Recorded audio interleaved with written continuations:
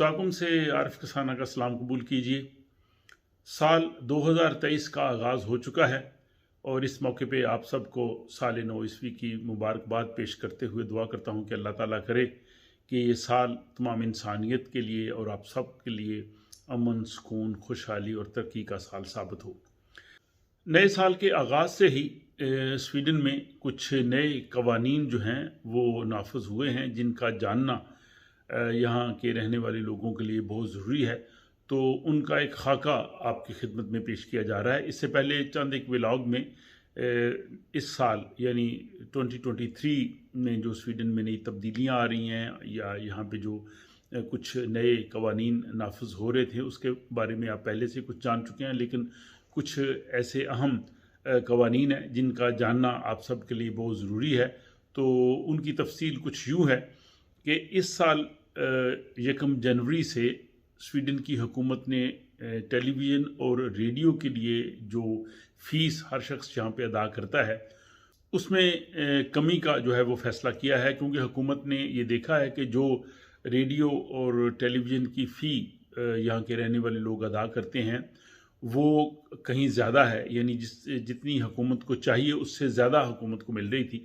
तो इसलिए अब हुकूमत ने ये फ़ैसला किया है कि 1 जनवरी 2023 से यानी इस साल से रेडियो और टेलीविज़न की जो फ़ी हर शख्स अदा करेगा वो 1300 क्राउन होगी। 2019 से पहले स्वीडन में जो अथॉरिटी थी रेडियो शैंस वो हर एक को बिल भेजती थी और लोग जो है वो बिल पे करते थे। कुछ लोग पे करते थे और कुछ लोग नहीं पे करते थे। फिर वो इंस्पेक्टर्स घरों में आते थे, वो चेक करते थे, फिर वो बिल वगैरह भेजते थे। लेकिन इसके बाद 2019 से हुकूमत ने ये निज़ाम तब्दील कर दिया और हुकूमत ने ये फ़ैसला किया कि स्वीडन में रहने वाला हर शख्स, खा वो रेडियो टेलीविज़न इस्तेमाल करता है या नहीं करता, उसको रेडियो और टेलीविज़न की फ़ीस जो है वो अदा करना होगी। क्योंकि लोगों के पास मोबाइल फ़ोन्स हैं, लैपटॉप्स हैं, तो किसी न किसी तरीके से वो रेडियो और टेलीविज़न को इस्तेमाल करते हैं। तो अब हर एक शख्स के लिए ये यहाँ पे फ़ीस जो है वो अदा करना ज़रूरी है। और ये स्वीडन का जो टैक्स ऑफिस है इसको कंट्रोल करता है। जो हर साल आपको जो स्वीडन के टैक्स ऑफिस से जो तफसील मिलती है तो उसमें ये जो रकम आप अदा करते हैं उसमें शामिल होती है। तो अब ये रकम जो है वो 1300 स्वीडिश क्राउन जो है वो सालाना आप लोगों से ली जाएगी, जिसमें थोड़ी हुकूमत ने कमी की है। स्वीडन की हुकूमत ने ये फ़ैसला भी किया है कि कोविड की वजह से जो कुछ टेम्परेरी किस्म की लोगों को सहूलतें मिली थी उनको जो है वो 2023 इस साल में भी जो है वो जारी रखा जाए, जिसमें आकासा जो बेरोज़गारी इंश्योरेंस मिलती है, या वो लोग जिनके पास काम नहीं होता और वो दफ्तर रोज़गार के पास रजिस्टर होते हैं और वहाँ से वो जो कोई भी सरगर्मी कर रहे होते हैं जिसको जो है एक्टिविटी जो है वो अलाउंस उनको जो मिलता है तो वो जो है वो उनको मिलता रहेगा। इसके साथ ही जिन लोगों के छोटे बच्चे हैं उनको जो अपने घर के किराए के सिलसिले में हुकूमत की तरफ से जो मदद मिलती है बुस्तैद बिदराग, तो वो जो है वो उनको जो है वो मिलता रहेगा। तो ये भी एक अच्छी सहूलत है जो हुकूमत ने साल 2023 में जो है इसको जारी रखने का जो है वो फ़ैसला किया है। इसके साथ ही स्वीडन में जो है अल्कोहल वाली जो मशरूबात हैं उनके टैक्स में इजाफ़ा किया जा रहा है और साथ ही सिगरेट की जो मसनूआत हैं उनमें भी जो है वो टैक्स में इजाफ़ा किया जा रहा है। तो 1 क्राउन जो है वो इसकी सिगरेट और उसकी मसनूआत के टैक्स में जो है वो इजाफ़ा हो जाएगा। स्वीडन की यूनिवर्सिटीज़ में ज़ेर तालीम तलबा जो कि अपने माली अखराजात पूरी करने के लिए हुकूमत का इदारा जो CSN है उससे जो स्टडी लोन लेते हैं, जो कर्ज़ा लेते हैं, तो उसमें 1988 से जो है वो उसमें किसी किस्म का जो है वो शरह सूद नहीं थी, यानी वो 0% जो है वो इंटरेस्ट रेट था। लेकिन अब इस साल से इंटरेस्ट रेट में जो है वो इजाफ़ा किया जा रहा है और अब जो स्टूडेंट CSN से कर्ज़ा लेंगे अपनी तालीमी अखराजात के लिए, स्टूडेंट लोन लेंगे, वो 0.64 यानी 0.64% जो है वो उनको इंटरेस्ट देना पड़ेगा। ये स्टूडेंट्स के लिए काफ़ी ज़्यादा है, लेकिन इसके लिए हुकूमत ये करेगी कि अदायगी का जो दौरानिया है उसमें थोड़ी रियायत दे देगी, ताकि जो है वो स्टूडेंट्स जब वो जॉब हासिल करेंगे उसके बाद जब वो अदा करें तो उनको जो है वो सहूलत होगी।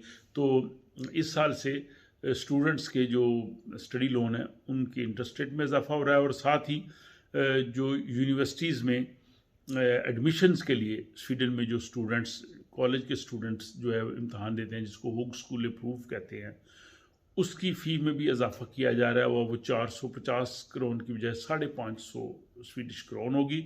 और दूसरा उसमें ये भी तब्दीली की जा रही है कि नकल और धोखाधड़ी को रोकने के लिए अब ये कानून बनाया गया है कि जो स्टूडेंट्स वहाँ पे जाएंगे उनकी जो है वो जिस्मानी तलाशी ली जा सकेगी, मेटल डिटेक्टर के ज़रिए भी चेक किया जा सकेगा, ताकि उनके पास इस किस्म का कोई मवाद ना हो, ताकि वो जब वो टेस्ट दे रहे हों, इम्तहान दे रहे हों, तो उसमें वो जो है वो नकल या धोखाधड़ी के लिए उसको इस्तेमाल ना कर सकें। स्वीडन में जो लोग काम करते हैं और काम पे आने के लिए अगर वो अपनी गाड़ी को इस्तेमाल करते हैं तो उसके लिए उनको जो है वो टैक्स में जो है वो रियायत दी जाती है। अब इसमें थोड़ा इजाफा किया जा रहा है, जिसको रेसी आफदरा कहते हैं। तो अब 10 किलोमीटर के लिए पहले जो है वो 18.5 करोन जो है वो उनको कंपनसेशन मिलती थी। अब उसको बढ़ा के जो है वो 25 स्वीडिश क्राउन जो है वो किया जा रहा है। तो काम पे जो लोग अपनी गाड़ियों पे आते हैं उनके लिए जो है ये साल अच्छा है, उनको टैक्स में जो है वो ज़्यादा फ़ायदा होगा, उनको रकम वापस मिलेगी। स्वीडन में माहौलियाती आलूदगी को कम करने के लिए हुकूमत ने यहाँ पे एक स्कीम रखी थी कि जो लोग बिजली से चलने वाली गाड़ियाँ ख़रीदते थे उनको हुकूमत की जानिब से जो है वो एक बोनस मिलता था। तो अब हुकूमत ने इसमें कुछ तब्दीली की है, लेकिन जिन लोगों ने 8 नवंबर से पहले इलेक्ट्रिक गाड़ियाँ ख़रीदी हैं और अगर उनकी रजिस्ट्रेशन जो है वो 1 जनवरी के बाद होगी तो उनको जो है वो 50,000 स्वीडिश क्राउन जो है वो बोनस मिलेगा। और जिनके पास हाइब्रिड गाड़ियाँ होंगी उनको 10,000 स्वीडिश क्राउन जो है वो बोनस मिलेगा।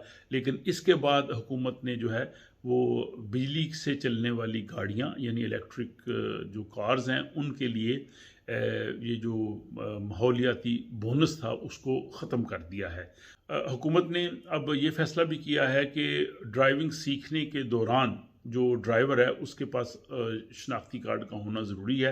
अगर उसके पास आईडी कार्ड नहीं होगा तो उस पे जो है उसको फ़ाइन हो सकता है।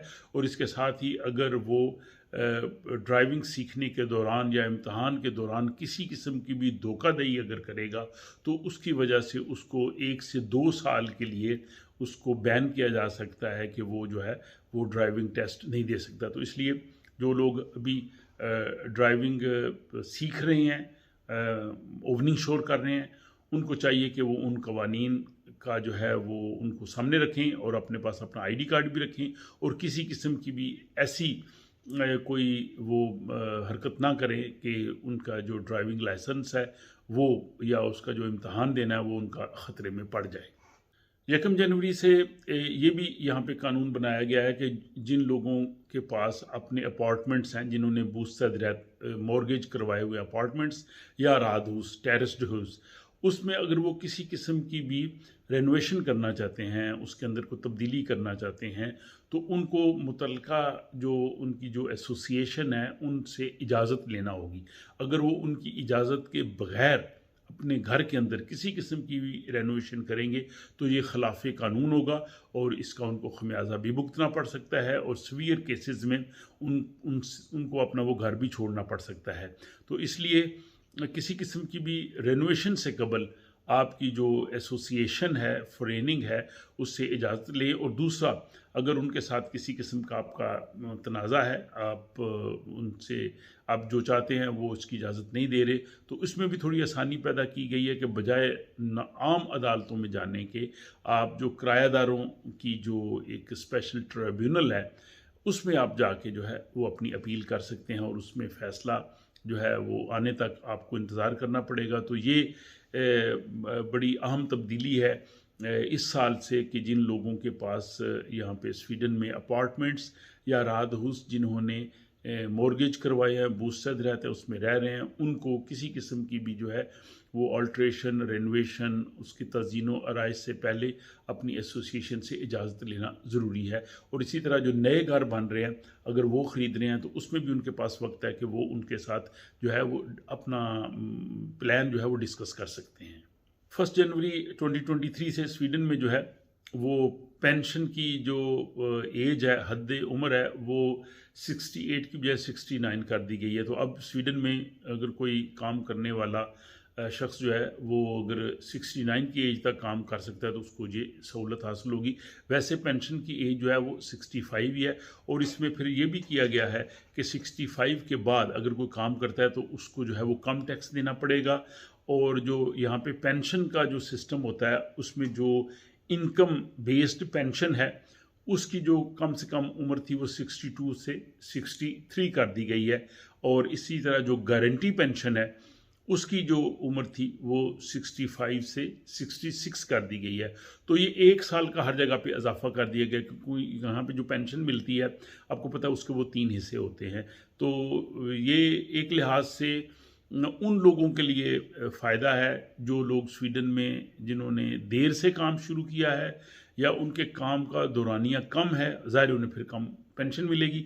लेकिन अब वो अगर 65 के बाद भी मज़ीद 4 साल तक काम कर सकेंगे तो डेफिनेटली उनको टैक्स कम देना पड़ेगा और उनको जो है वो पेंशन बाद की उम्र में ज़्यादा मिलती रहेगी। तो ये वो ताज़ा तरीन जो अपडेट्स थे। और 1 जनवरी 2023 से स्वीडन में नाफजुल अमल होने वाले जो लॉज हैं, कवानीन हैं, उनका आपको खुलासा पेश किया। मुझे उम्मीद है कि ये आपके लिए काफ़ी मुफीद होंगे। अपना ख्याल रखिएगा और अगले व्लॉग तक मुझे इजाज़त दीजिए। खुदा हाफिज़।